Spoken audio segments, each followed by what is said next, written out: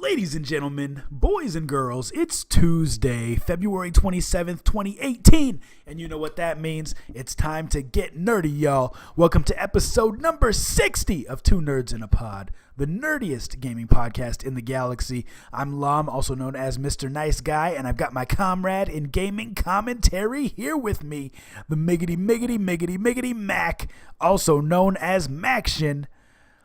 Mac, we talked before the stream, so I feel insincere asking you how things are.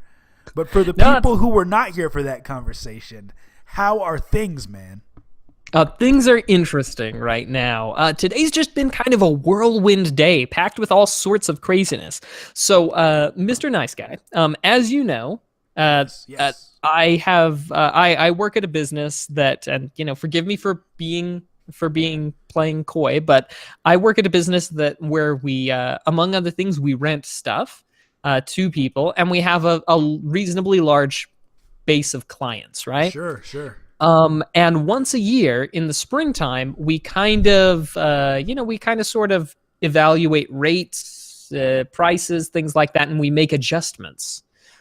And as such, once a year in the spring, people get notices that's like, hey, you were paying this price last year, but you will be paying this price for the future year. And of course, nobody likes price increases, but it's something. Likes inflation, Mac. Nobody likes inflation, man. It's the truth, but it is something that has to happen. So, what we do is we print out all this stuff, and as crazy as it sounds, as backward as it sounds, we print out and we send out all these notices. Well, today was the day to send those out. Sure. And wouldn't you know it, the printer breaks. What?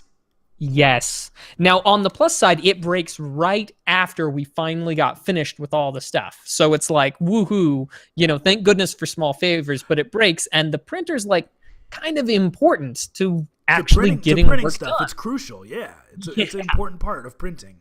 It is, and it's an important part of getting work stuff done anyway. So it's one of those things where what we had to do is we had to actually... you had to do this crazy thing called emailing? Is that what you had to do? No. Oh, gosh. Wouldn't that have been great? But no, what we had to do is we actually had to... we had to basically go through and just kind of try to make do while we're waiting on this printer that wasn't really working. Sure. Anyway, I'll make a long story short. Printer goes out. I had to go get a new one. But to make matters even more complicated, while I'm working on getting stuff, the car starts acting weird. No. Right? And it starts rattling a bunch. It's not. It's just. Yeah, it's not working right. There's something definitely wrong. Sure. And so I try it. I try it again, figure it out. I mean, it takes a little while, but as it turns out, the ignition coils have gone bad on it, no. and so I need to get ignition coils. Anyway, it's just been kind of a crazy day. It's like everything goes wrong. Well, but, as I was telling you, now it's time for Two Nerds in a Pod, so you can relax and talk about games and not worry about all that, man. The people are here. I'm here. We're going to have a good time, man. No stress, no car problems, no printer problems. That's the truth. Well, Mr. Nice Guy, tell me about your not problems. Dude, it was good. So last week, as you guys know, we did not do an episode. We did not record or stream. I had people coming over, and it was a really, really good thing. So we had what's called a LAN party. For those of you who are under 20, 25, you probably don't remember LAN parties. Local area network. You have a bunch of friends come over to your house. You play video games. You connect your consoles. So we had a buddy. One of my buddies brought an Xbox One S. I have an Xbox One S as well. We went old school. We played Halo 3. There were about 11 or 12 of us that came, so we rotated who played 4-on-4. We had some people playing on the Raspberry Pi arcade, some ping pong going. It was fun, man. It was like a throwback to the days when you had to do couch co-op, Max. So it was a lot of fun. And then comedy has been going really well too. I've had several shows. Yeah, man, I have no complaints. Life is fantastic, dude. Not to rub it in, I know you had car problems and printer problems, so. Hey, no worries. At least one of us is having a fantastic time. And I'm glad that, honestly, Mr. Nice Guy, let's just be real here for a second. When you told me that you were going to move to Chicago, really the hot spring of stand-up comedy, and you were going to be a stand-up comedy comic there, I believed in you. Thank you. 100%. Not a Thank you. doubt in my mind. I know there were other people who didn't, but I believed in you. Thank you, Mac. That being said, though, I love hearing about it when, when we haven't talked for a couple of days, we come back together, we do this show, and I hear about the sets and the old people who are all crazy and Yeah. getting into brawls, about the sets that you're doing at the big places that I may have even heard of before. I'm just saying, Mr. Nice Guy, even if I'm having a crazy week, right, and things are going weird and everything's going sideways, I love it when we come do this and I get to hear about the comedy sets you're doing. So please never stop doing that. Dude, I appreciate it, man. And I've told you about some stuff I have coming up in the world of comedy. I don't want to share that on here quite yet, but we will talk about some of the upcoming comedy stuff that's going to be happening. That's pretty cool. So, Mac, on that note, I say we do what we do best, and we hop right into the news, my friend. Let's do it. Welcome to those of you who are here for the live show. This is Two Nerds in a Pod, the nerdiest gaming podcast in the galaxy, and this is episode number 60, which means we are 60% of the way to 100 episodes. Let's start with this story on GameSpot about Yakuza 6. Let me scroll down so that I'm not reading from the updates. I want to read the original story first.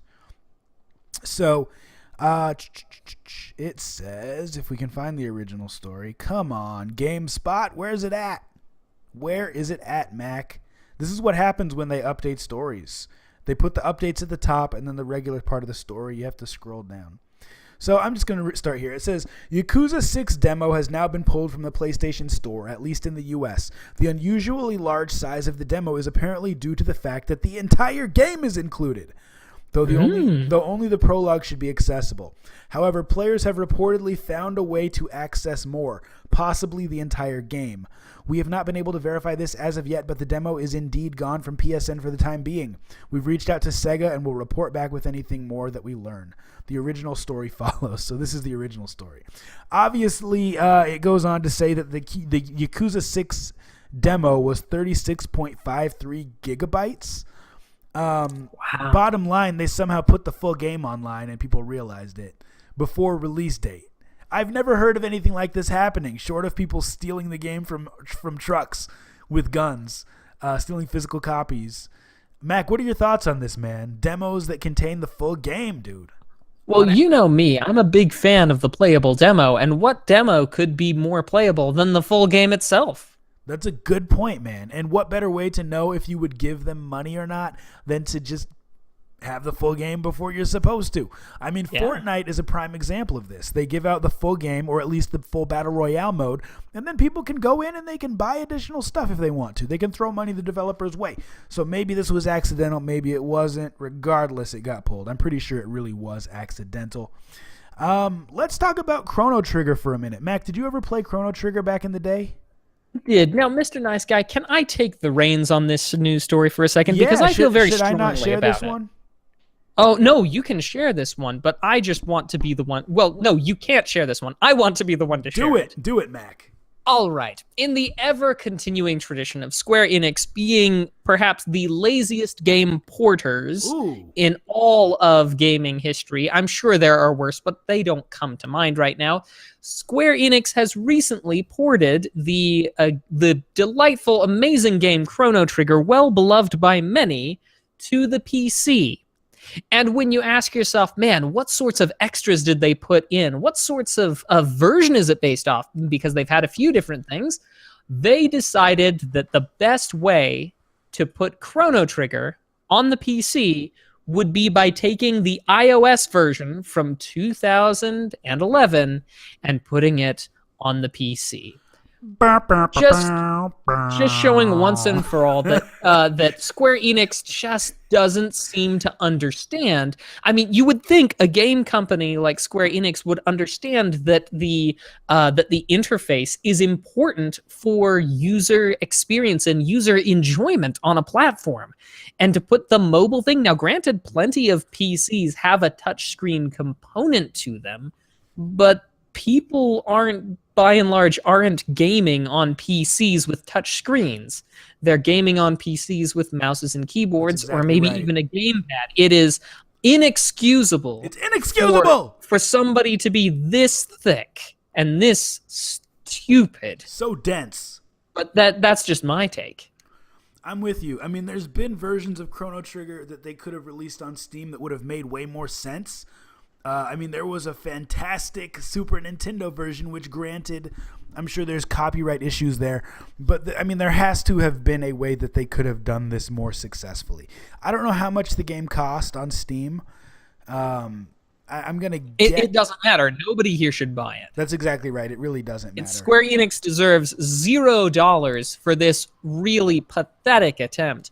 I mean, and honestly, I'm just going to go back in time here, and if anybody is interested, I've got a review of it on my YouTube channel from years back, where the port of Final Fantasy I to Android was a port straight from the iOS port. And what they did was they did not add the lines of code necessary to make the graphics scale with screen size in an appropriate way. So basically, your screen with the video game on it was bordered in such a way that it was in the exact same resolution as the iPhone and iPad, which have a fixed and similar resolution. So basically, you had these big black borders around it, and maybe that could have been forgiven if they had moved the touch controls onto the black borders, but no, it was on the game within the black borders. And one of my tablets that I tried it on back in the time when I was doing lots of video game reviews and testing, it literally filled only around 66% of the screen, only about 2/3 of the screen, because they were just like, let's just port the iOS version. What? Android devices have different screen size? We'll just fix it to the aspect ratio of an Apple device. Let those suckers deal with it.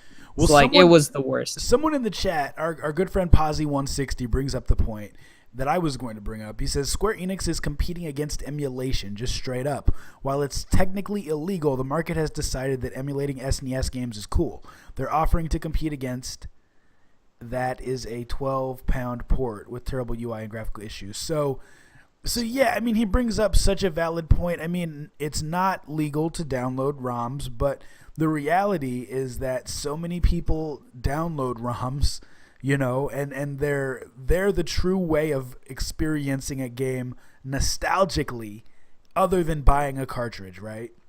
So if it's, and it actually isn't technically illegal, it's a legal gray area, is my understanding of it. So if it's generally accepted as okay, and so many people are doing this where they're downloading the ROMs, I'm not saying that makes it right. I'm absolutely not saying that.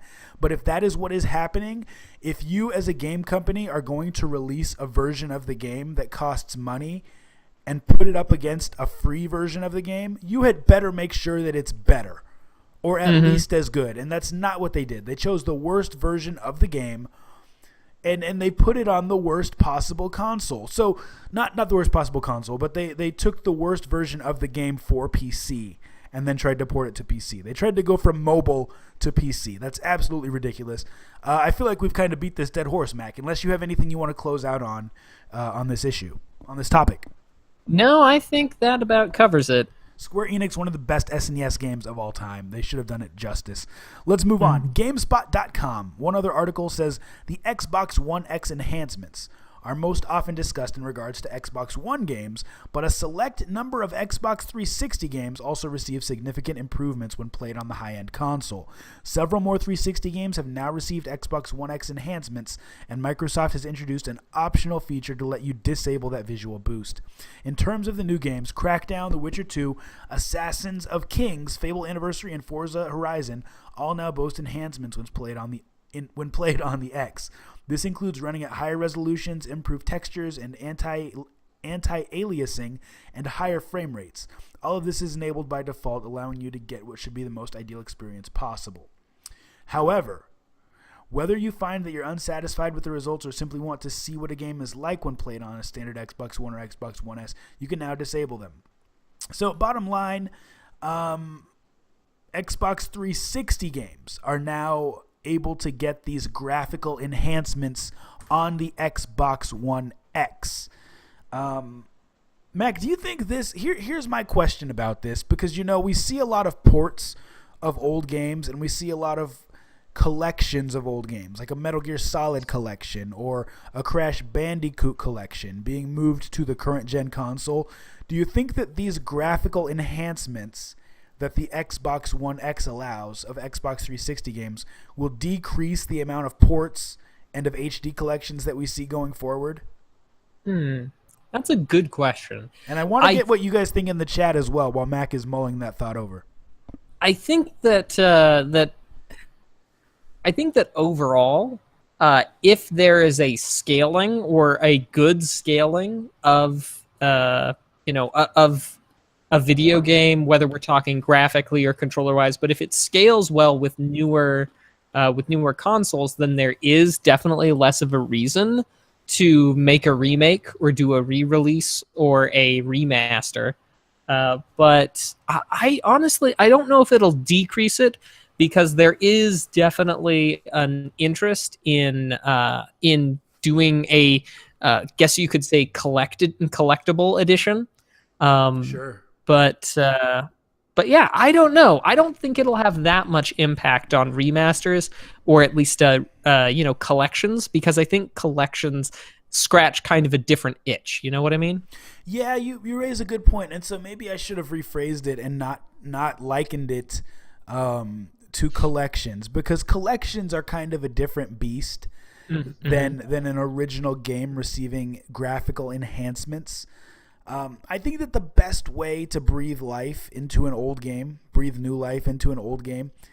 to update the graphics, but to make it done in a way that does not require people to purchase a new version of the game, right? Mm-hmm. So if I own Call of Duty Black Ops, and that's my favorite Call of Duty of all time, which it is, making it backwards compatible on the Xbox One X is a great way to breathe new life into that game, to bring more people back to that community.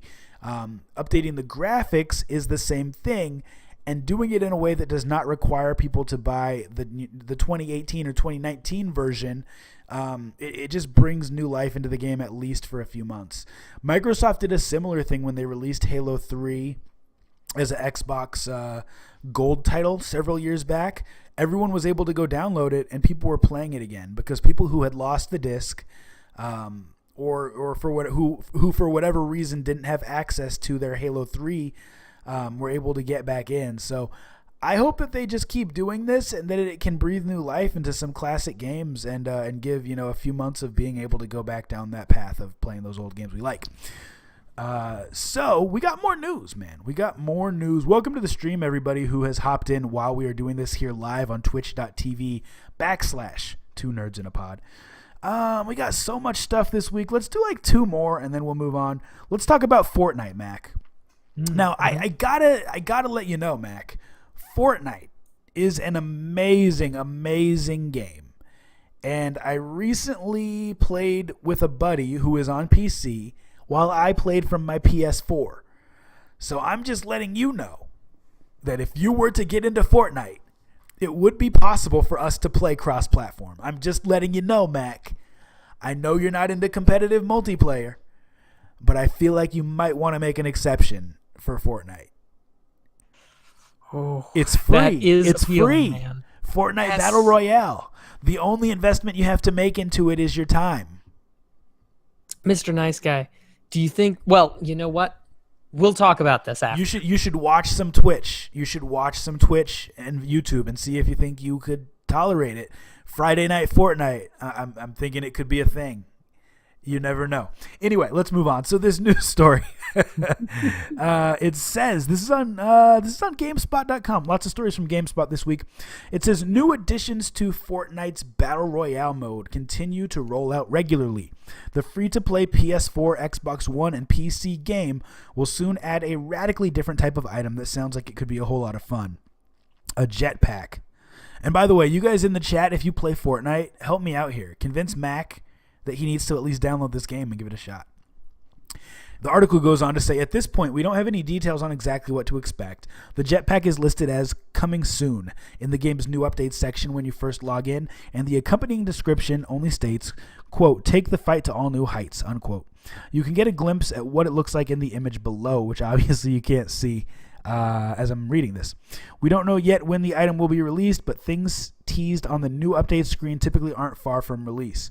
The article goes on, and it talks about this new mode that is available. I believe it's called Solid Gold mode.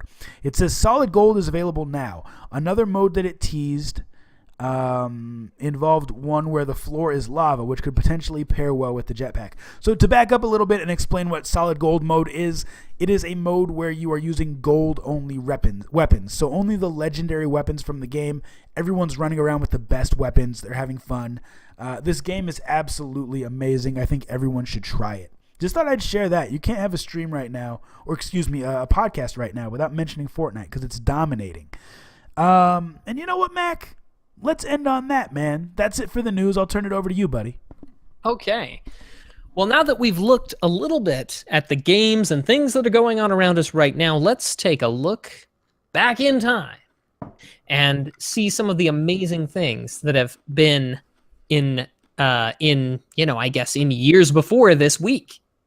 So there is one that I have to admit, while most people might not think of this as such as a big influence, there was a game released in 2010 that I think has had an enormous influence, but not so much on the console world, definitely though on the mobile world, and that is Plants vs. Zombies. Ooh, interesting choice. So I think we can say with definite 100% confidence that Angry Birds is probably one of the best known mobile games, but it's probably followed very closely behind by Plants vs. Zombies.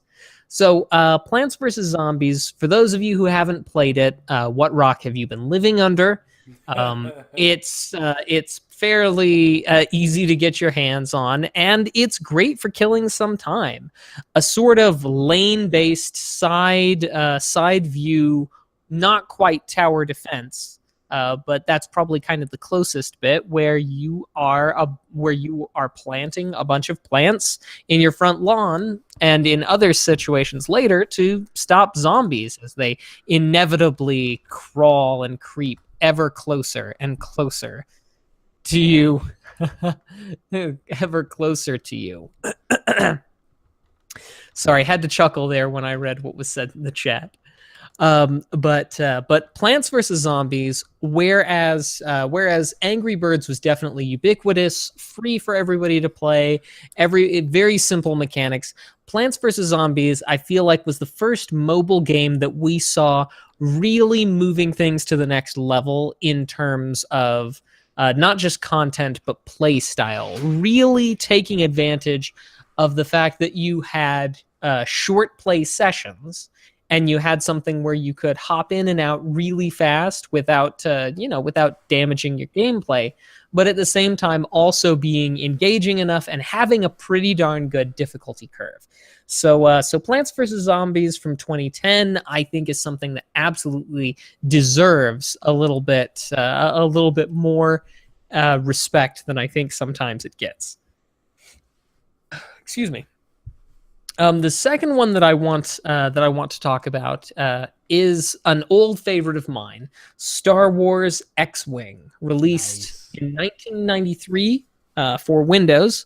Back then, we were actually working with DOS mostly, So you can't see it because my camera's off today, but I do have right next to my computer. I do have a joystick, um, precisely because I enjoy playing X-wing when I get a chance. I still have it to this day. I even have a little laptop that runs older stuff, older software, older version of Windows, just so that I can play these some of these old games. Um, for whatever reason, I don't think I've figured out why yet.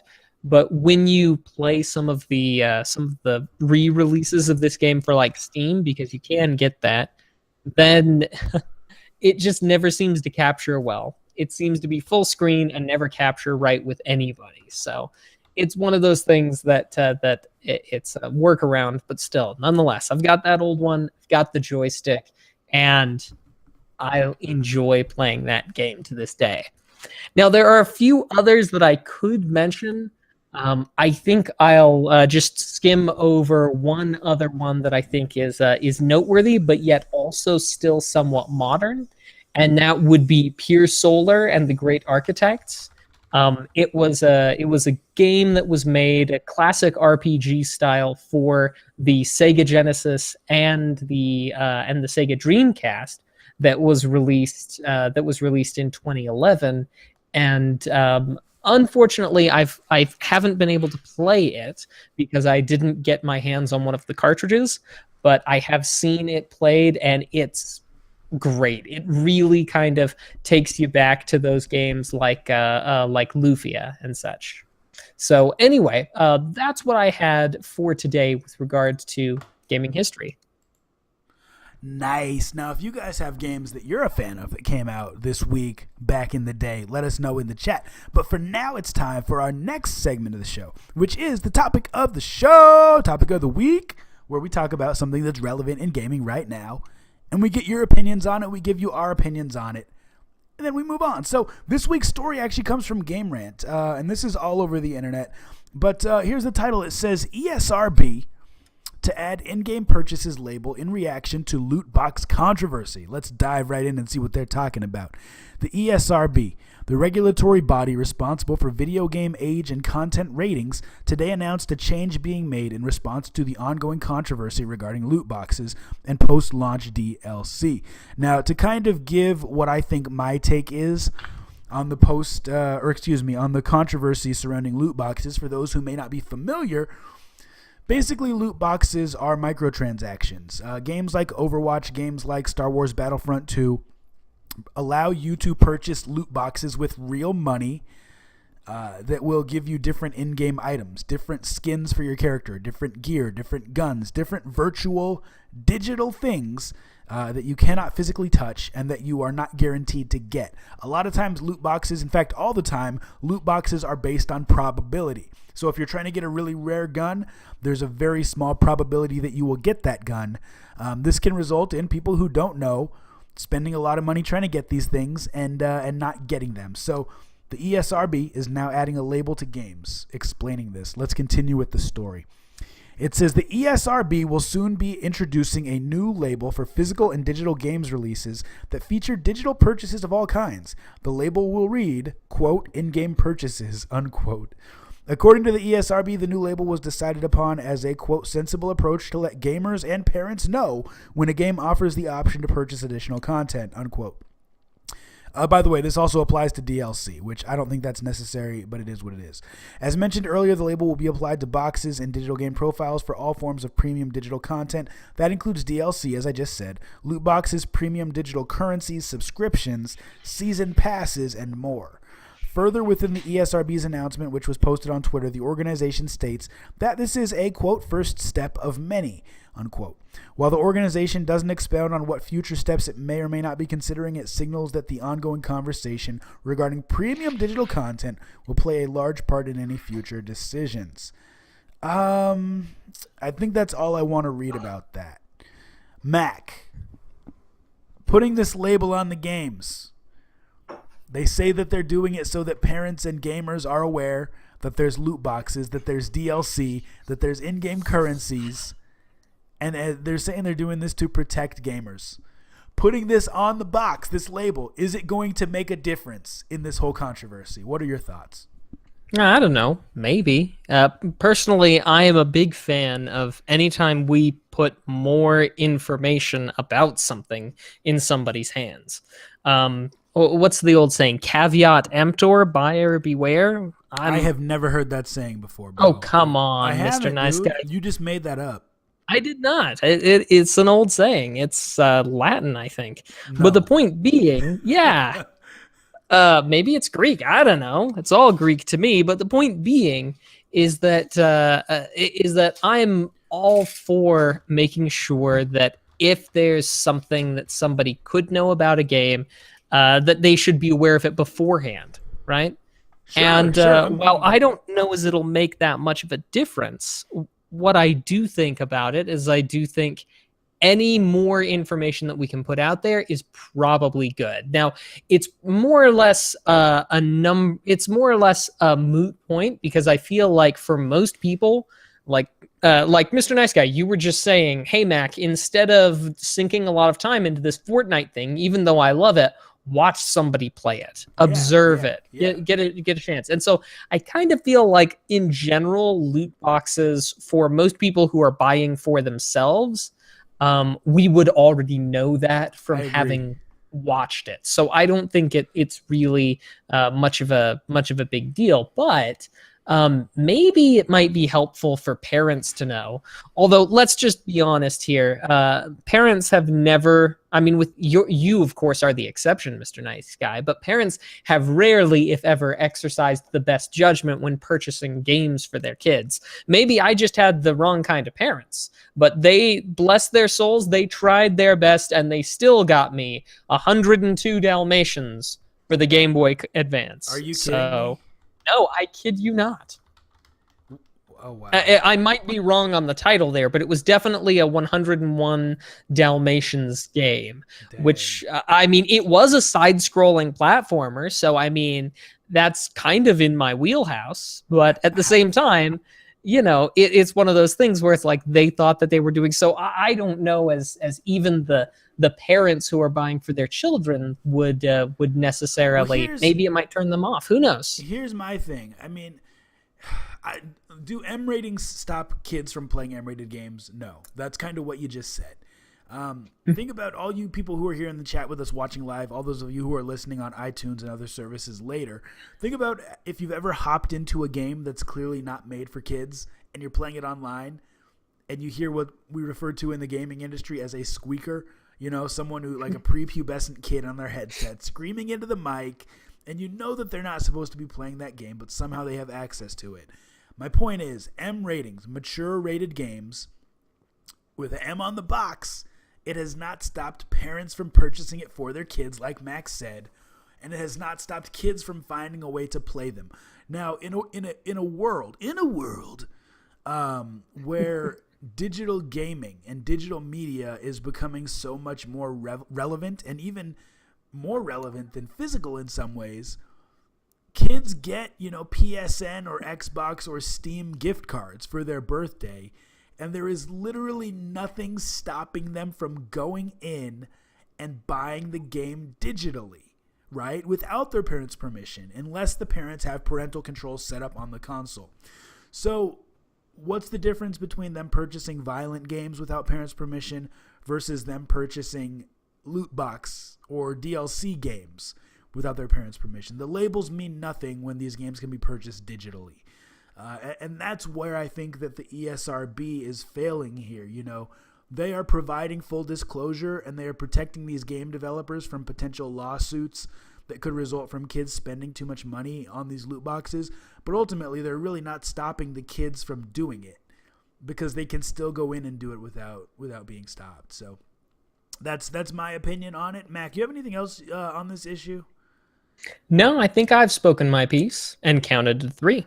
I want to read what Pazzi says in here. He says, in the UK, our rating system forces retailers to show ID in the same our alcohol does, but that does not prevent, yep, exactly, parents buying it as a gift. Still, once or twice a year, I see a parent buying a GTA, Battlefield, Call of Duty, handing it to a 10-year-old child and being confused when the employee asks if they know what they bought. Some people don't seem to care. So yeah, that reiterates what Mac was saying earlier. And once again, looking at digital purchases where people can literally just get a gift card to the PlayStation Network and use it to buy whatever they want, or to Xbox, or to Switch, or whatever, to Nintendo, it just doesn't work to have the rating on there because people will purchase it anyway. So that's been our topic of the week. Mac, it's back to you, buddy. All right. So, as you guys know, we like to take a look every so often at some crowdfunding things that are going on. We take a look at, say, something on Kickstarter, maybe Indiegogo. We talk a bit about the virtues, vices of that, and then at the end, we like to give a little deliberation whether or not we think it should be kicked out of here because it's garbage, or we think it should be kickstarted because it's worth our time and potentially our money. Now, I will say that at this point, at the end, we like to get your input as well, whether you think we've made a good case or not for it. And this one's going to be a little bit different tonight. I want to start just by giving a little bit of a mention of something that we covered before. A few weeks back, we talked about a thing called NES Maker, and the idea was that it was going to be a WYSIWYG. Yes, you have an update on this? Yes, so it successfully got funded. Yes. It wound up. It blew through most of its goals. Let me just punch it back up real quick and see. And not to cut you off, but this is probably, I would say, of all the Kickstarters we've done on the show, I think this is probably the coolest one. One of the top three. So I'm excited that this got funded. No, I agree. I thought it was quite great. They were originally asking for, I believe it was 30,000 or so to make the game. Sorry, I'm just scrolling down to find it. Oh no, they didn't have the numbers listed, but it was something like 30,000, 28,000 or something to actually make the thing. Or, well, actually, so they had already kind of built the back end of the NES Maker, right, itself. Yeah. They had built it and they had used it to make their own game. So basically, that was kind of like, essentially kind of the playable demo, if you will. And they had used that to make a game. The name escapes me at the moment, but you can check. Would you mind linking? Can you link this for the people? Sure. Thank you. Absolutely. I apologize. Normally I do this first thing, so I forgot I didn't set the link out there. So anyway, they had made a game with this NES Maker because, as it turned out, when they started down this rabbit hole, they thought it would go faster if, instead of doing, programming and assembly, they could have a graphical user interface that would allow them to make things, make the sprites. And as this project continued to roll around, what they said about Kickstarter is they're like, well, this is kind of rough. We want a little bit of money to smooth out the edges of the NES Maker. And we want to give you basically modules, a bunch of these preset module things. And so the first thing they were like, well, we want there to be an adventure module. So we'll use this money if we get here to build a preset pack around the classical NES style adventures. Then later it would be platformers, an RPG, brawlers like, punch, kick, all those sorts of things what is it? Anyway, like those things.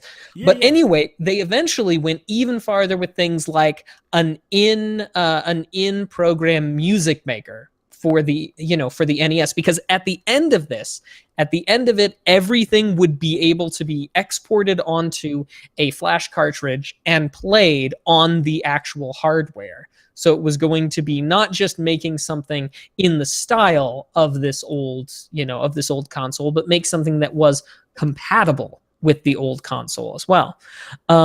And then what they did is they got to this thing that they called the mother of all goals, which was memory mapping. Now, I don't fully understand how exactly everything works, but the idea is that with this memory mapper, because there are various places for the game to have to write to the random access memory as the game's playing, this would kind of give you the ultimate amount of control over things. Like, it would allow you to actually put cutscenes in and allow you to allocate these whole big swaths of data to something like a cutscene or making something completely different even. Mac, So were you trying to figure out how much money they got? oh no, I know how much they got. They got 253,000. Yeah, yeah. But I was trying to figure out what percentage that wound up being, something like I think it was something like well,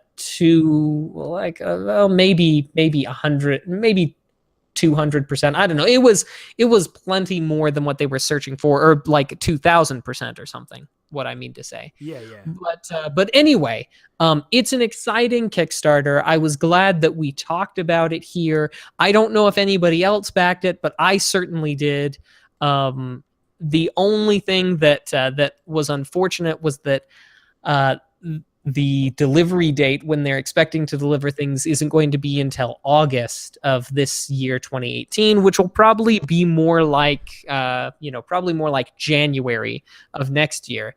But I do this thing every summer with my nephews and nieces, and a part of me was really sad that I wouldn't be able to get it before then, because I think a cool activity for us all would be to actually make a brawler and put all the kids in as playable characters. So It's a we'd great all idea. make our own things. Yeah, I thought it would be fun, but there's no way it'll be done in time, which is kind of the only sad thing. Everything else about this, I'm super excited for. And myself and a couple other friends, we've backed it. So we're even at this point where we're kind of debating, where we're kind of figuring out what games we want to make once it comes out, as a team, as a group, as a unit. So it should be fun. Dude, this is why did I not do this? Why did I not fund them? It was only $36. I could have got a copy of the software. I wonder how much they're going to charge for the software once it actually comes out. Do we know? We don't know yet. I'm sure it'll be somewhat similar, but yeah, not sure at the moment. That's pretty sweet, man. I'm definitely going to have to pick it up and make a game. Like you said, with my kids as characters, they would absolutely love that. Yeah, little nice guy, littler nice guy, and the little nice gals. Nice girl. It'll be awesome. Dude, it'll be fun, man. Well, cool. Did we have other Kickstarter stuff, or are we set on that? I think that's... I think we're set on that for today. It's just, I just wanted to loop back around to this and make sure that anybody who missed it before gets to really feel like they truly missed out on something. Thanks a lot, buddy. I appreciate that. No problem. Now, here's the thing. We'll see if and when it actually is released. But I actually think that these guys are going to actually come through. Just as a case, if you go to their website, the new 8bitheroes.com, they are letting you do a pre-order of the software. It's $36 to do the pre-order from their website. And a little bit more if you want to buy like the cartridge flasher and such, if you need that sort of thing. Very cool. So you can still get in for $36. Yep, you can still get in for $36. Fantastic. Well, on that note, I think it's time for our next segment. Mac, what do you think, man? I think so. Take us away, sir. It's time for my favorite segment of the show. I call it the main event, but some of you actually like Mac's next segment more, and that's okay, because we're a team here. But my favorite segment of the show is the Dummy of the Week.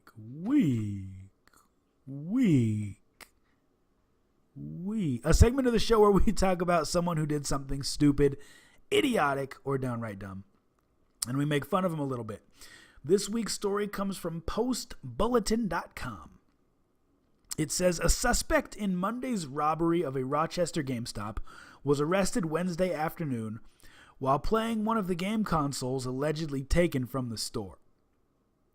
That's got to be a hard argument to make. Like, you can't really deny that you stole it if it's in your hand when you're getting arrested. You know what I mean, Mac? I believe they call that being caught red-handed.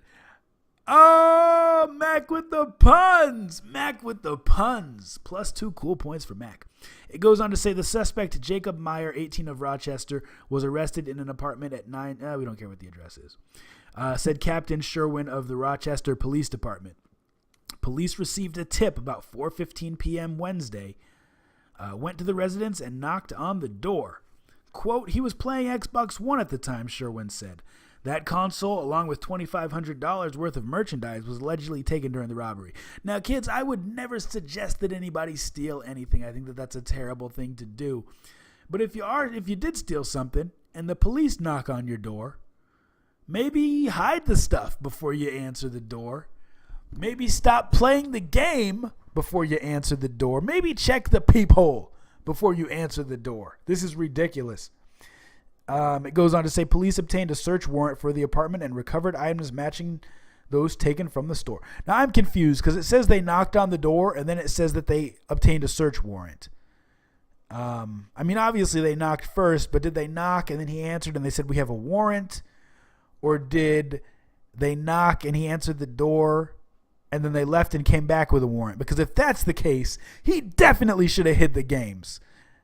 You get what I'm saying here, Mac? Mm-hmm. This is very confusing to me. Let's read on and see if we get some clarification. It says Meyer is being held in Olmsted County Jail facing charges of first-degree aggravated assault, robbery, and possibly attempted murder, Sherwin said. I have a feeling this is going to get way more juicy unless they're referring to murder in the game he was playing. It says Meyer and an accomplice who remains at large are alleged to have entered the GameStop store at 3780 Marketplace Drive Northwest shortly before 9 p.m. Monday. They struck a store clerk on the head with a hammer, knocking him unconscious. Now, I feel like somewhere in here there's a joke about Super Mario and Hammer Brothers, but I'm not going to go there. It says the suspects were still in the store when the clerk regained consciousness. Okay, now this is confusing to me. These must have been the slowest robbers of all time. Mac, if you hit someone in the head with a hammer so hard that they are unconscious and then you rob them, you should be done robbing them by the time they wake up. I'm just saying, I have not ever been hit in the head with a hammer, but to me that makes sense. Am I off base here?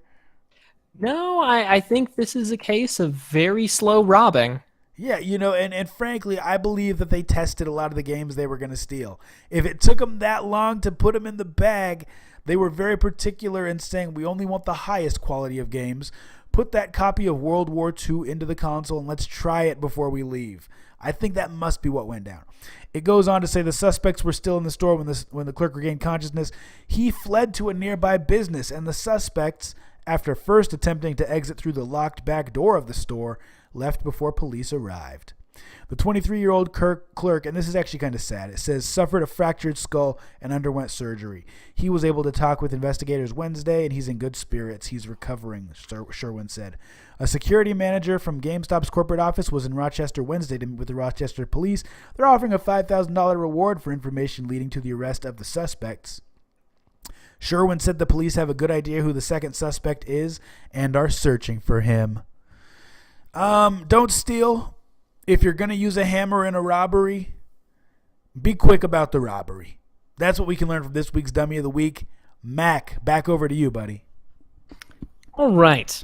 Well, as you know, the last official segment of the show is where we talk a little bit about cases, lawsuits, and any number of things that are going on that may impact the future of our addiction that is video gaming. And we call this segment Legalese. Legalese. So I have to admit, we've got a difficult one before us today because there is just so much.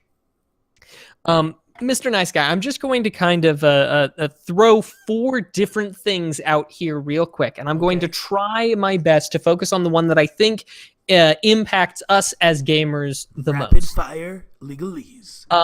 But all of these are perfectly applicable, and we could spend a full legalese on any of these. So I'll start with the one that I think is less gaming related first. And that is, there was a Federal Trade Commission case from 2014 filed against AT&T for data throttling. That was finally moving forward. They were unlawfully throttling some types of data to their customers. Okay. And it was being held up in various injunctions and various countersuits since 2014, and now 4 years later is finally being pushed through because all those other things, which just kind of goes to show that if you've got enough money, you can kind of try and keep these cases going for a long time, because 4 years is a long time for you to be holding up a court case. But Mm-hmm. Mm-hmm. either way, we'll move forward with that. The United States Supreme Court is going to hear the Microsoft case about about their servers. So there was a request, or a demand, more likely, by the federal government for Microsoft to turn over some information that was being held on international servers, specifically some servers, I believe, in Ireland. That being the case, the question has arisen and has been, debated in the lower courts about whether or not the United States government can make a request on that data, because it's not being held within the confines of the United States. It's being that data is in international places. So what do they, what's their responsibility? Now, obviously, Microsoft doesn't really want to turn over any of this data that's being requested. But this is something that's going to go to the Supreme Court of the United States, and they're going to decide, one way or other on this. Interesting. Also, there was an effort by Disney to stop the resale of Star Wars movie download codes, which has been struck down. So Disney is not able to determine who can and cannot sell these download codes, which is interesting on the one hand, because a download, or a download code that has not been used is essentially the movie. And so, and you can see this being generalized to other forms of media, such as video games, where can you resell them? Well, most of us would say yes, but in this effort to try and stop the resell of a download code, the answer is yes, you can, as much as Disney or other companies even might want otherwise. But, Mr. Nice Guy, all of that being said, we've thrown 3 out there, any one of which could have served as, a spirited discussion. But what I want to focus on is actually an argument by the ESA, the Entertainment Software Association. Now, we of course went to their E3 thing a few years back and had a great old time. The ESA is kind of, is responsible for a lot of the things that we consider to be part of the video game landscape. And in the Digital Millennium Copyright Act, which has problems, I won't lie, but there are some good things about it, that in the Digital Millennium Copyright Act of the United States, for abandoned online multiplayer games, it is possible for someone to make to permit the game's continued life, especially if it relies on things like, let's say, it needs a server. You can set up a server and have a private server that does the key functions that are required for this online-only game. This is a very popular. Shall we say, footnote, a very popular section of the DMCA for people who are committed to things like gaming history. Because when you think about it, if a game is online only, like let's say EverQuest, what happens when the servers are no longer there? The game just does not function at all. And because the game does not function at all, we have lost a whole slew of something that may have made a big difference in our lives. I'm reminded of a story. It's not directly related to this online thing, but it was this kind of really sad story about this guy who he has an old Xbox, original Xbox, and he has a copy of a game on it that's a racing game. And one of the things that you can do on this racing game is you can race against your essentially shadow, your previous best time. Yep.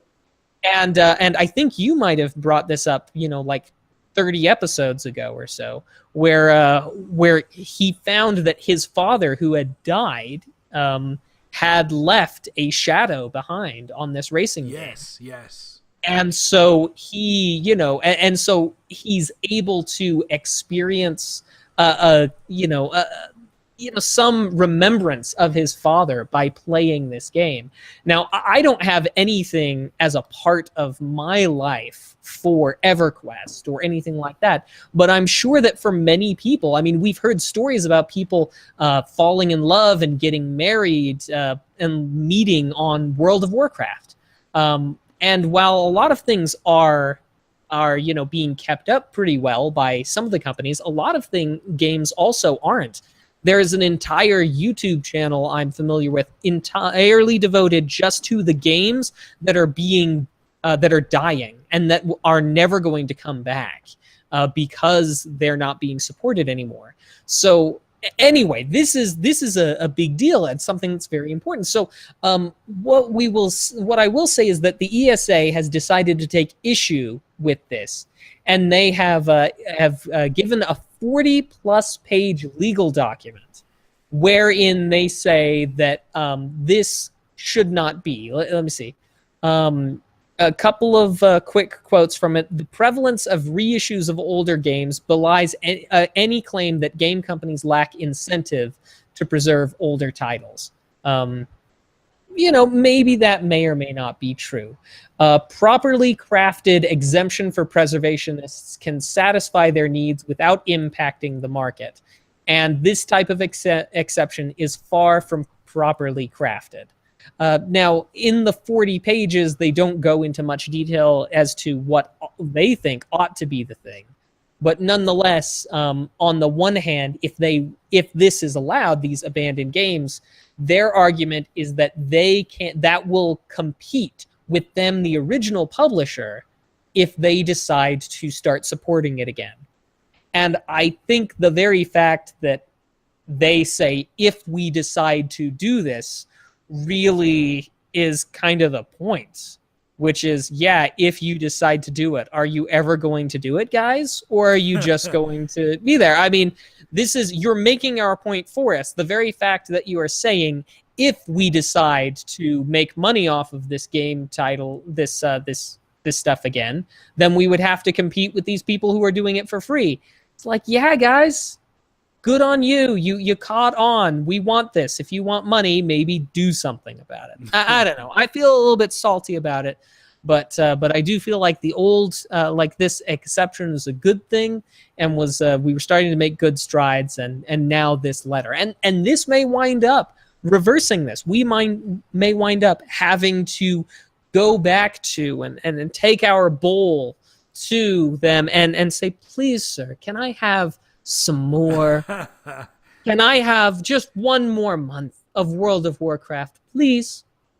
So we'll see where it lands, but it's definitely an interesting thing that I had thought was all but settled, but now, coming out of the wings, maybe some upset to be had. So that's what we had for legalese today. I know it was a lot, but there were just so many good things. It was hard to nail down one thing.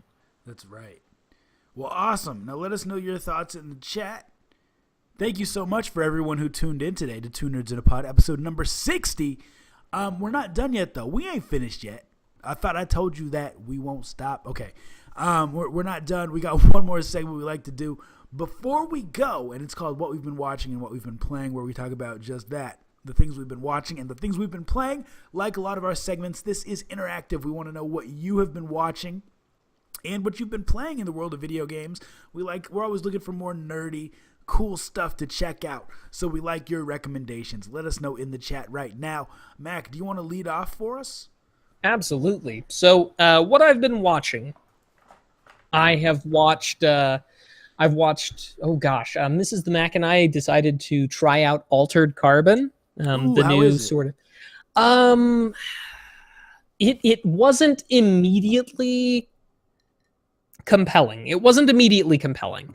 And Mrs. the Mac, as you know, is an astronomer, and so there's this scene where we are in like the study of this hyper rich guy. I mean, he's like crazy wealthy, and he has a telescope inside of his little study, and it is a ridiculously small telescope. And Mrs. the Mac's like, oh my gosh, if he's that rich, he needs to have a proper telescope, not this crappy 3-inch Newtonian thing. Get a good solid Schmidt Cassegrain in there. So she had some words about it. But yeah, so been watching some Altered Carbon. Was also watching a little bit of The Office earlier as I was taking care of some stuff. But I did see Black Panther in theaters, Yes. and it was fan freaking tastic. I have maybe one very very small thing that I didn't care much for Is it about a it. spoiler? Is it a spoiler? I've seen it, but people may You've not seen have it. seen it who are here. I'll give it in a non-spoiler way. There is one line delivered by one particular character that I thought, could have been reworked to make it number one more impactful, and number two a little bit, yeah, could have been a bit more impactful. That being said, I'll leave that up to your imaginations as for what, but I do not regret for one moment having seen Black Panther, and I should probably go see it again sometime soon. Yeah, it was really good. Anything else you want to talk about? Well, Watch. I have been playing with my next door neighbor. We had been trading off between bosses of the old game for the Super Nintendo, ActRaiser. Okay. And we beat it not 30 minutes before the beginning of this episode number 60. Nice. Yeah, so I'm pretty excited about that. But I'll leave it at that. Cool. So I too saw Black Panther, and I thought it was amazing. Having 4 kids, just due to scheduling, it's hard to see a movie the day it comes out or even the weekend it comes out. This one, I said, honey, we need to get a babysitter, and we need to go see this movie. So we did, and it was absolutely amazing. Someone just said in the chat that it's overrated. They're about to get banned. No, everyone's entitled to their opinion. I thought it was awesome. It was good writing. It was good plot. Every movie has plot twists. I don't think there's a way at this point that we can have plot twists that are not predictable. I just think that that's gonna happen, and it was great. It was a great movie. Now I did stay after the credits because I know Marvel always has a scene after the credits. And did you see both after credits No, scenes? that's the thing. I messed up, dude. So I saw the one, and it's funny because people were getting up and leaving, and I thought, oh, these noobs don't know how Marvel works. So we saw the one scene, and then I was like, all right, babe, we can go. And then I was reading online, and I heard there was a second one. So I totally messed up there. But anyway, Black Panther. Just watched the new episode of The Walking Dead. Mixed feelings on it. I've heard that this most recent bit of The Walking Dead has a lot of people not so happy. Well, I mean, this is a continuous thing, where people say, I'm never watching again, and excuse me, and then they do. So I assume you're not caught up yet, Max, so I'm not going to spoil anything for you. But I mean, I like The Walking Dead. I'm going to keep watching it. I think I read somewhere that there's 2 or 3 more seasons already scheduled, so I don't know how much longer they can have this going on, but I'm still enjoying it.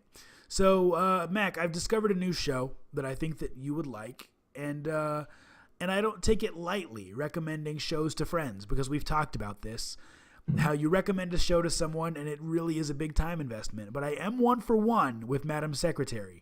It's so true. I'm going to throw the name of this show out there, and you can check it out or you cannot, but it's called Suits. And have you heard of it? I've seen it around.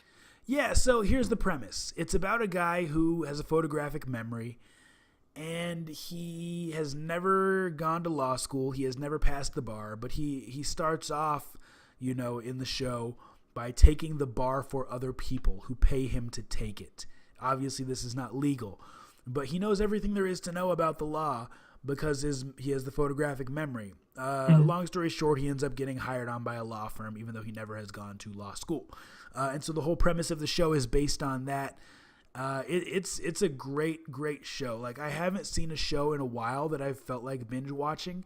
This is a show that my wife and I sit down and watch 3 or 4 episodes at a time on the rare occasion that I can watch TV. So just because I have so much going on. So it's a great show. Finished the most recent season of Arrow that is on Netflix. And I think that's most of what I've been watching. Now, as far as what I've been playing, man, I'm into that PUBG, Mac.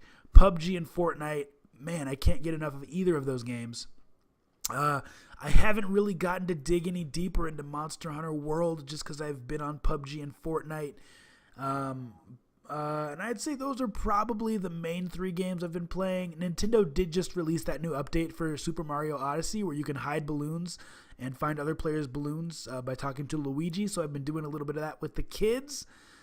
And that's pretty much it, Mac. Now, a lot of people in the chat have been watching and playing stuff. Mac, do you want to tell the people about some of that?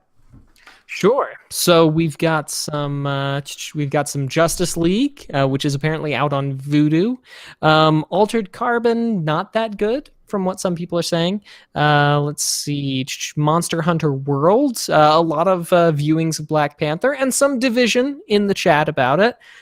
For games, I see some Titanfall, Titanfall 2, Call of Duty World War II. Uncharted Lost Legacy. Oh, yep, Uncharted Lost Legacy, and yeah, that looks to be about what I see. Mac, have we talked about? Maybe we should talk about this afterwards. But have we talked about Celeste, the game? You've mentioned it, and I've seen some people play it, and it looks like just the right kind of awesome. It does. I just don't have time, for another game. But I really want to get into it. I was curious if you had learned anything about it that I didn't know. If you've tried it, probably not, because you'd have to buy the whole game, and you're as busy as I am, if not busier. So, at some point, we'll have to play it and talk about it. But for now, I say we do what we do best. And we end the podcast. What do you say, Mike? Oh, okay. Yeah. We can do what we do best and end the podcast. Thank you, everybody, for tuning in. You guys really are the best viewers on Twitch. Check us out next week. Same bat place, same bat time, same bat rhymes. Keep it nerdy. Deuces.